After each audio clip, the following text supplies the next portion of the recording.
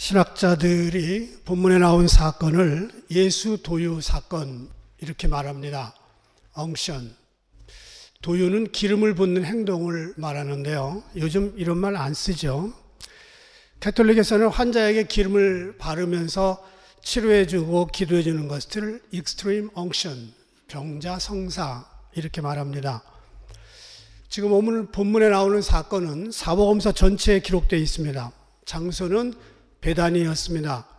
예루살렘에 입성하시기 전에 하루 전입니다. 그러니까 6월절로 보면 엿새 전 이야기입니다. 오늘의 주인공은 나사로의 누이이자 마르다의 동생인 마리아였다. 그렇게 학자들이 얘기합니다. 마리아는 동생 나사로가 죽었다가 살아난 게 너무 기쁘고 감사해서 주님께 드리는 기쁨, 주님께 드리는 기름 하나도 아깝지 않다고 생각하고 드렸습니다. 전설에 의하면 이 나병 환자 집, 그 시몬이라고 하는 아버지가 바로 죽었다가 살아난 나사로의 아버지다. 그런 얘기가 있습니다. 전설이니까 확인할 길은 없지만 이 전설이 맞다면 마리아는 자기 친아버지의 집에 방문한 아버지, 그 예수님에게 기름을 드린 것이죠. 그건 뭐 그렇게 크게 중요하지 않습니다. 막달라 마리아든 마리아였든 상관할 거 없습니다. 2000년 전 사순절 기간 동안에 예수님을 가장 기쁘게 해드린 사람이 누굴까? 저는 바로 옥합을 깨뜨린 마리아라고 생각합니다. 부활한 날까지, 사순절부터 부활한 날까지 예수님을 기쁘게 했던 제자는 없습니다. 베드로도 십자가를 부인했습니다. 부인하고 도망갔습니다. 모든 제자들이 다 그랬습니다. 그런데 마리아는 8절에 보니까 힘을 다하여 주님의 장례를 미리 준비했다. 이렇게 나옵니다. 9절에 한번 읽어볼까요?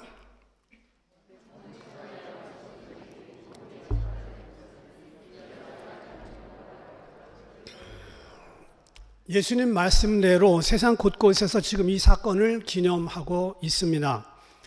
여러분, 저와 여러분의 인생에 하나님이 기억하실 만한 마뉴멘탈 디보션, 기념비적인 헌신 생각나는 게 있을까요? 내 모든 것을 드리면서 이 여인처럼 우리도 주님께 기념비적인 헌신, 인생에 한 번쯤 있어야 되겠다 생각을 합니다. 어차피 한 번 사는 인생, 영원히 남는 것은 하나님을 위한 것뿐입니다. 이 여인이 드렸던 헌신 한번 오늘 생각해 보고 싶습니다. 첫 번째는 매우 값진 것을 드렸다. 3절 한번 읽어보겠습니다. 시작.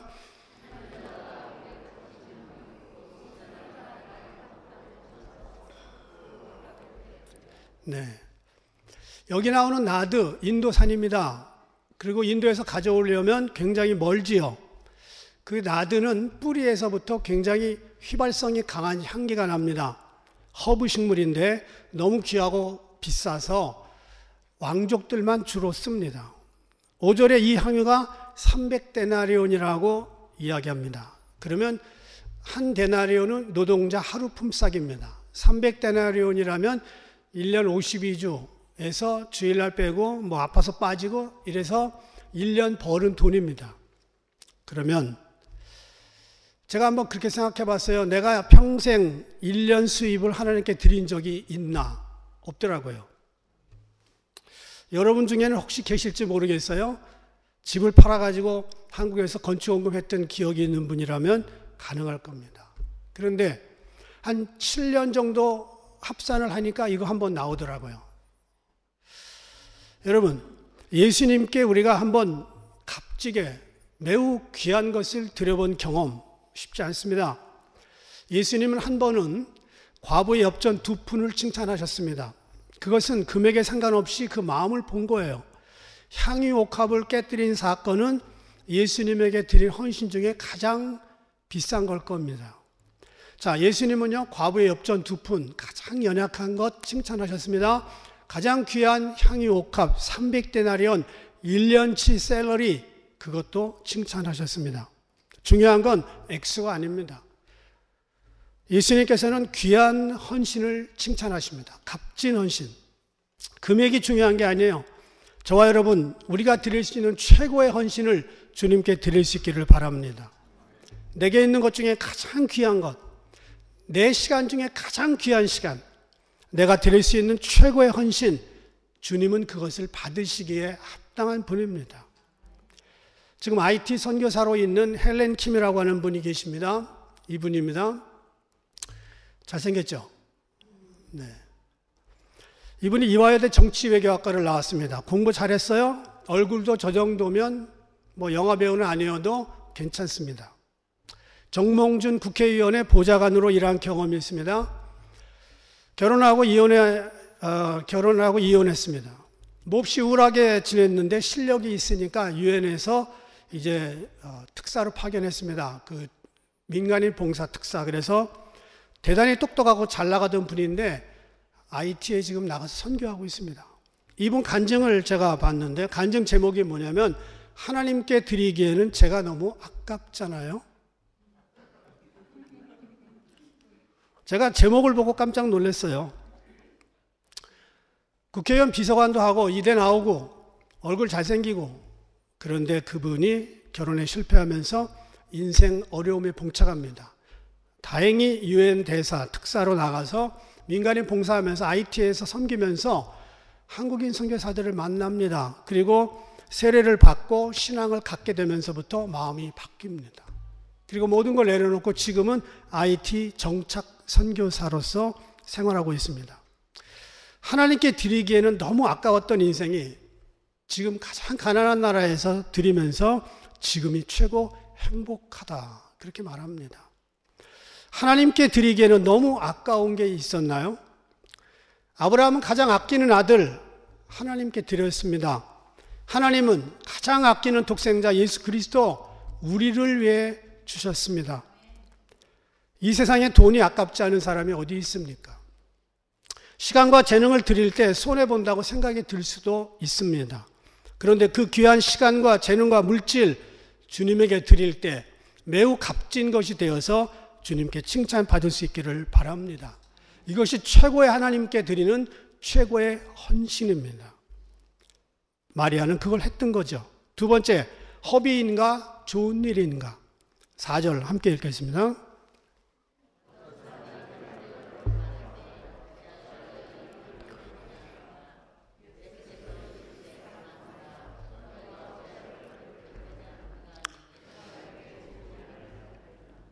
네, 허비 좋은 일에 제가 괄호를 쳤습니다. 전통적으로 유대인들이 기름을 붓는 경우가 있습니다. 왕을 세울 때, 선지자 세울 때, 그 다음에 제사장 세울 때, 그리고 자기 집에 오신 분 중에 VIP가 있으면, 최고의 손님이 있으면 기름을 붓습니다. 마지막은 사람이 돌아가시면 장례식 때 시신에 기름을 붓습니다. 그런데 이런 경우 300대 내로씩 붓는 경우는 거의 없습니다. 기름을 부었을 때 비난을 받거나 분노를 당하는 이유는 한 번도 없습니다. 그런데 왜 하필 예수님이 기름을 부음 받았을 때 4절 보니까 어떤 사람들이 화를 내면서 어찌하여 이 향유를 허비하는가 따졌습니다. 화낼 이유도 없고 허비한다고 하는 건 자기 생각입니다. 물론 가룟 유다가 이 불만의 주동자였다는 것은 다른 복음서에 나옵니다. 제자들이 화를 냈습니다. 예수님 따라다니면서 온갖 기적을 본 사람이 예수님에게 기름 붓는 장면을 보고 박수치면서 좋아하고 잘했다 그럴 게 아니라 화를 냈어요. 제자들은요, 이방 여인이 고침받으러 왔을 때 화를 냈습니다. 어린아이가 예수님 주변에 왔을 때 화를 냈어요.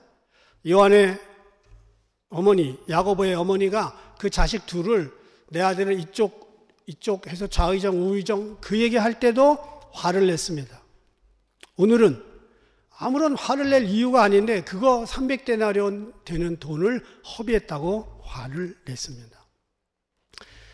여기 허비에 해당하는 헬라어 말 아폴레이아는 일말의 생산적인 결과조차 기대할 수 없는 완전한 낭비. 자, 지금 예수님에게 기름 부은 것이 일말의 생산적인 결과조차 기대할 수 없는 완전한 낭비 아니었습니다. 이것은 제자들의 관점이 오직 돈에 집착해 있다는 걸 말합니다. 이런 물질 중심의 사고방식이 믿음과 사랑으로 드린 여인의 순수함을 그 헌신을 무참히 짓밟아 버렸습니다. 어떤 사람들의 눈에는 화를 낼 만한 허비였습니다. 그런데 예수님의 눈에는 그것은 좋은 일이었습니다. 지금 이 여인은 자신이 최선을 다했음에도 불구하고 제자들의 따가운 은총을 받아야 되는 괴로움에 처해 있습니다. 그래서 6절 보니까 왜 그를 괴롭게 하느냐? 내게 좋은 일을 했다. 그렇게 말합니다. 가룟 유다와 제자들은 돈을 헤아리고 있었고 예수님은 여인의 괴로운 마음속을 헤아리고 있었습니다. 물론 가난한 사람 돕는 거 좋지요. 지금 이 사건이 벌어진 베다니는 가난한 사람들이 많은 동네입니다. 그런데 그걸 주동한 가룟 유다가 평상시에 가난한 사람 때문에 괴로워했고 그리고 아파했고 돈만 생기면 가난한 사람 갖다 줬다면 큰 문제가 되지 않지요. 그런데 그는 돈을 볼 때마다 훔쳐다 썼습니다. 공금 횡령. 유다는 돈이 있을 때 가난한 사람을 도와준 적이 한 번도 없습니다. 솔직한 얘기로 남의 기름 훔쳐다 부은 것도 아니고 자기 기름 가지고 제멋대로 하는데 제자들이 화내고 허비라고 핀잔을 줄 이유가 없죠. 도대체 사람들은 왜 남의 일에 상관하고 분노하고 책망하는 걸까요? 자기 욕심과 자기 계산이 앞서기 때문입니다. 남의 일을 가지고 자기 마음대로 칼질하고 판단하는 버릇은 인생들이 가진 아주 못된 버릇 중에 하나입니다. 판단하는 곳에는 늘 긍정적이고 그리고 건설적인 이야기가 아니라 비판적이고 부정적인 영역이 있습니다. 그런데 예수님의 판단에 마리아가 한 일은 허비가 아니었습니다. 화를 낼 만한 일도 더더욱 아니었고 좋은 일이었습니다. 좋은 일. 어떤 사람들의 기준에는 허비요 분노거리였지만 주님의 눈에는 세상 모든 곳에 전해져야 될 귀한 일, 좋은 일이었습니다. 이렇게 시각 차이가 날 수가 있어요. 어느 분이 쓴 글인데 기준이 다르다는 실상을 보여주는 문장이 있습니다. 언론이 편향됐다는 걸 비판하는 의미도 들어있는데 제가 읽으면 여러분들은 언론 부분만 읽어주시면 좋겠습니다. 예수님, 죄 없는 자 저 여인에게 돌을 던지라.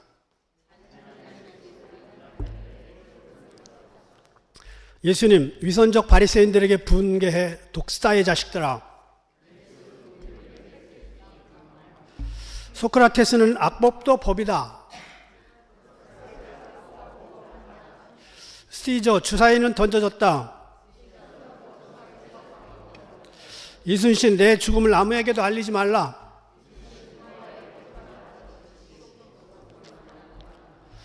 김구, 나의 소원은 첫째도 둘째도 셋째도 통일입니다.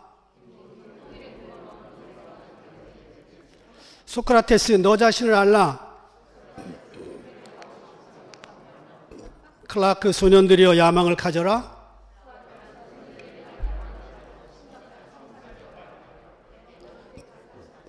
스피노자, 내일 지구가 멸망해도 나는 오늘 한 그루의 사과나무를 심겠다. 최영, 황금 보기를 돌같이 하라. 니체, 신은 죽었다. 세상은 전부 각자의 기준에 따라서 저울질하고 칼질을 합니다. 평가하고 계산합니다. 언론이 공정하고 정의로웠던 적이 거의 없습니다. 성도들은 세상의 기준에 따라서 살면 안 됩니다. 사람의 기준은 전부 다르죠. 민주당과 공화당의 의견이 다릅니다. 이재명과 윤석열은 같이 갈 수 있는 길이 아닙니다.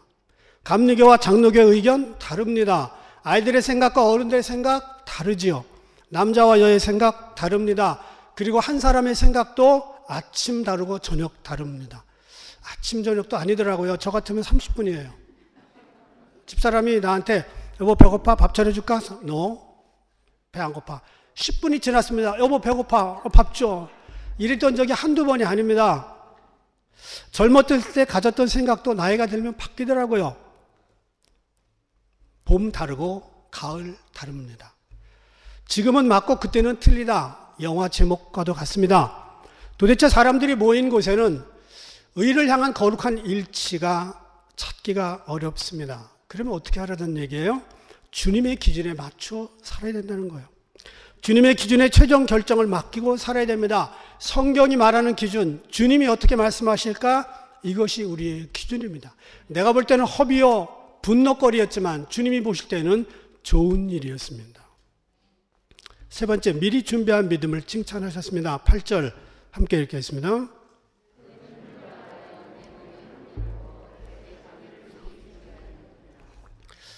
마태복음, 마가복음에서는 머리에 부었다고 그러고요. 누가복음, 요한복음은 발에 부었다고 그럽니다. 어느 게 맞는지 모르지만 발에는 부어도 머리로 올라가진 않습니다. 그러나 머리에 부으면 발까지 내려갈 수는 있습니다. 논리상 머리에 부었다는 게 맞을 거예요. 그리고 흘러내리기를 기다렸다가 발에 내려갔을 때 머리카락으로 씻겼다. 이게 아마 무난할 것 같습니다. 그건 뭐 중요한 핵심은 아니고요. 중요한 거는 미리 장례를 준비했다는 겁니다. 마가복음 16장 1절에 보면 첫 부활절 아침에 세 여인이 예수님의 시체에 기름을 바르려고 갑니다. 새벽녘 일찍이. 그런데 이미 예수님은 부활하셨어요. 이미 늦은 거예요. 따라서 베다니에서 마리아가 기름을 부어드린 것이 처음이자 마지막의 예수님 엉션입니다. 도유 사건입니다. 때를 놓치지 않으려면 미리미리 준비해야 된다는 얘기죠. 그동안 예수님은 자신의 죽음을 여러 번 공개적으로 말씀하셨습니다. 그런데 오직 이 마리아 한 사람만 예수님의 죽음을 진지하게 받아들였고 운명의 시간을 준비했습니다. 말하자면 이 여자는 깊은 영적 안목을 가지고 예수님의 장례를 준비한 유일무이의 여자였습니다. 3년간 예수님을 그림자처럼 따라다닌 제자들도 십자가 사건, 죽는다, 부활한다 얘기를 들었어도 귓등으로도 챙기지 않았습니다. 주님은 한 여인이 말없이 무심코 그렇게 준비한 걸 칭찬하셨습니다. 그동안 십자가에서 죽을 거 여러 번 얘기해 주셨지만 바로 알아들은 사람은 마리아뿐이었습니다. 저는 오늘 주님 오실 때도 그런 동일한 현상이 나타날 것으로 생각합니다. 다시 온다는 말, 징조, 시대적인 경고 수도 없이 보여줬습니다. 뉴스에 나오는 징조들이 한이 없고 끝이 없습니다. 지금 모든 퍼즐들이 맞춰져 가고 있습니다. 특별히 저는 종말에 대해서 자주 설교하는 사람 중에 하나라고 내가 생각을 하는데 정작 준비된 사람은 적을지 모릅니다. 이게 문제예요. 마지막 시대를 사는 우리들에게 준비하는 믿음 절대적으로 필요합니다. 아브라함은 하나님께서 이삭을 바치려 할 때 와이프하고도 상의하지 않았습니다. 상의했으면 못 갔어요. 어떤 여자가 자기가 99세에 낳은 아들을 번제로 드리겠다는데 순순히 내줄 여자가 어디 있겠어요? 나 죽이고 가라 그러지. 창세기 22장 3절 보니까 함께 읽겠습니다. 시작.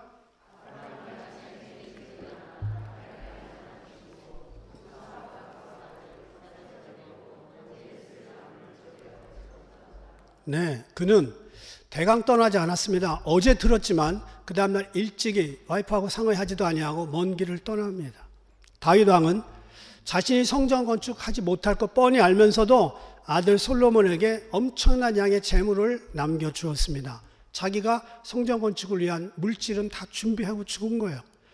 노아는 120년간 방주를 준비했습니다. 최선을 다했습니다. 방주 문이 닫히는 날 그는 그 속에서 살아남은 유일한 가족이 됐습니다. 준비한 거예요. 120년을.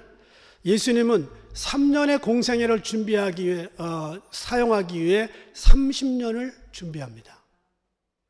30년.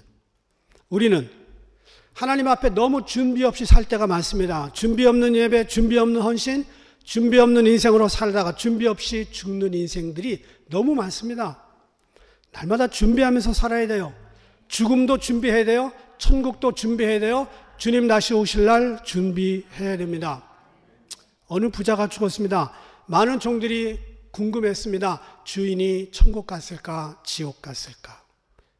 주인을 너무 가까이 잘 아는 종이 이렇게 말합니다. 천국에 가지 못했을걸? 그러자 다른 종들이 왜 그런 확신을 가지고 말하느냐? 그 주인에게 대한 예의가 아니다. 이렇게 말합니다. 그러자 그 가까웠던 종이 말해요. 주인은 살아있을 때 늘 준비에 철저한 사람이었다. 며칠 여행을 떠나도 철저히 준비했다. 그런데 영혼의 세계로 떠나기 전에 준비하는 것을 나는 본 적이 없다. 옥합을 깨뜨린 여인은 백성의 장로들이 예수를 죽이기로 철저히 준비하는 동안 자기는 예수님의 장례를 준비한 유일한 사람이었습니다. 기름을 붓기로 작정하고 자기에게서 최고의 것이 무엇인가 그 기름 하나뿐이었습니다. 언제 기회가 좋을까 생각하다가 자기 아버지 같은 시몬의 집에 도착했을 때 그날 옥합을 깨뜨렸습니다. 자기가 기회를 놓쳐버렸다면 그 기회는 다시 오지 않았을 것이고 가장 적절한 때에 그는 철저히 준비한 것을 단순간에 하나님을 위해 예수님을 위해 드렸습니다. 저는 들어가 보려고 하다가 수희에게 쫓겨난 적이 있는데 메스터스 골프 대회장 들어가서 사진 찍으려고 그랬더니 막 쫓아내서 대문만 구경하고 나왔어요. 영국의 윈블던 테니스장, 어거스타의 메스터스 골프장 1년에 2주 정도 사용한다 그러더군요. 1년 내내 준비하고 잔디를 가꿉니다. 책임을 맡은 매니저는 1년에 2주, 3주 쓸 거를 위해서 철저히 1년 동안 잔디를 가꿉니다. 그가 하는 일은 준비입니다. 준비 그 자체가 의미 있는 일입니다. 성도들은 절대 준비하는 시간을 소홀히 하면 안 됩니다. 그리고 그 시간이 점점 카운트다운 되고 있습니다. 그 시간은 결코 낭비하는 시간이 아닙니다. 옛날 말에 양병 10년, 용병 1일 이런 말이 있어요. 병사를 키우는 데는 10년이 걸리지만 병사를 사용하는 데는 하루밖에 걸리지 않는다. 그 하루가 민족을 위한, 나라를 위한 전쟁의 승리의 날이 되면 좋다는 거죠. 전쟁터에서 병사 하루 쓰기 위해 10년간 준비하는 거죠. 승리를 위해 준비한 10년의 세월은 하루의 승리에 비하면 결코 헛된 세월이 아닙니다. 어쩌면 성도들은요, 한 번의 죽음을 위해서, 어쩌면 마지막 때의 모든 성도들은 한 번의 들림받음을 위해서 일생을 준비해야 됩니다. 그 한 번의 죽음이 영원으로 이어집니다. 오늘 우리 마리아처럼 주님께 기념이 될 만한 헌신, 그리고 다시 오실 주님을 맞이하기 위한 철저한 준비, 남은 인생 여러분에게 저와 함께 있기를 주의 이름으로 축원합니다. 기도하겠습니다.